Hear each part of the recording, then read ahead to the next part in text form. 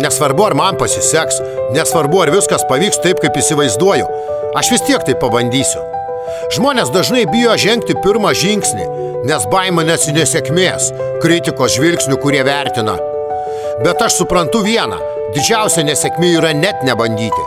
Jeigu nepavyks, bent jau žinosiu, kad kovoju už save, už savo norą, už savo šansą, kad neišsigandau, pabandžiau, kad neišmainiau galimybės į tylų, o kas būtų buvę jeigu. Baimė praeina, nesėkmės praeina, bet neišbandytos galimybės persekiojo daug ilgiau nei klaidos, todėl aš pasirenku bandyti, pasirenku žengti pirmin, užuot stovėjęs vietoje. Ir net jeigu pasaulis neatidarys durų pirmų bandymų, bent jau žinosiu, kad bandžiau jas atidaryti pats. Nelaukiau, kol kas nors padarys tai už mane.